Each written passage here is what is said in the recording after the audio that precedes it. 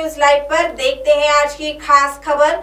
जागतिक योगा दिवस के मौके पर आज अमरावती के खासदार नवनीत राणा और आमदार रवि राणा इन्होंने योगा करते हुए स्वस्थ और निरोगी जीवन जीने के लिए सभी जनता से योगा करने का आह्वान किया। साथ ही खासदार नवनीत राणा इन्होंने अगर कोरोना को हराना है तो हर व्यक्ति को हर रोज कम से कम आधा घंटा योगा करके अपनी रोग प्रतिकारक शक्ति बढ़ाने को प्रेरित किया।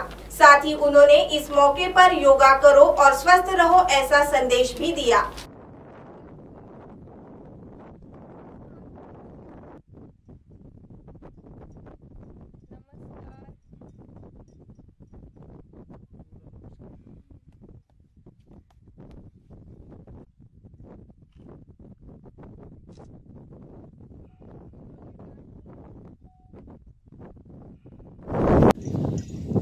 इंटरनॅशनल योगा डे जे आपण 21 तारखेला सगळे लोक पूर्ण देशामध्ये भारतामध्ये आणि भारतासोबत इंटरनॅशनली सगळे लोक या दिवसाला सेलिब्रेट करतात। हे सेलिब्रेशनसाठी ना पाहताना फक्त जे हेल्थच्या विषयावर जे गंभीरता आहे आपल्या भारतामध्ये संस्कृतीसोबत आपले संस्कारासोबत हा खूप जुनी प्रथा आहे जे आज परत एक खूप जोमाने ट्रेंड मध्ये आलेली आहे। कोणी हॉट योगा करतात, हीट करून योगा करतात, कोणी फ्रेश वाईन मध्ये सकाळी 5 वाजता करतात, कोणी संध्याकाळी करते। पण आज जे या कोविड कोरोना व्हायरसचा जो काळ आपला सुरू आहे आणि या सगळ्यात मोठी आपत्तीच्या काळामध्ये आपण सर्वांनी जर आपले हेल्थ आपल्याला चांगल्या पद्धतीने ठेवायचं आहे। आपण म्हणतो की या महामारीने आपल्याला लढायचं तर आपल्याला नक्की खाणं पिणं आपला हा चांगल्या पद्धतीने आपण ठेवला पाहिजे।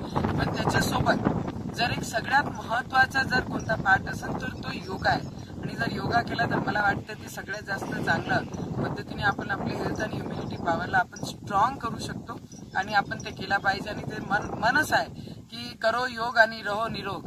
तर आपण सर्वांनी योगा डे सेलिब्रेशन करताना सोशल मीडियामध्ये याला व्हायरल करताना नक्की आपल्या घरी बसून बुजुर्गांना लहान मुलांना सोबत घेऊन याच्यासोबत आपण नक्की हा रोज अर्धा तास 20 मिनिट आपण योगा करावी एवढी सगळ्यांना विनंती करते आणि सगळ्यांना परत एकदा खूप खूप शुभेच्छा धन्यवाद। तो वहीं नागपुर में इस बार कोरोना संकट काल में कई लोगों ने घर पर ही परिवार के सदस्यों के साथ योगा करके यह दिवस मनाया। तो वहीं भाजपा के आमदार व प्रदेश प्रवक्ता गिरीश व्यास इन्होंने नागपुर के अपने घर की छत पर योग साधना की।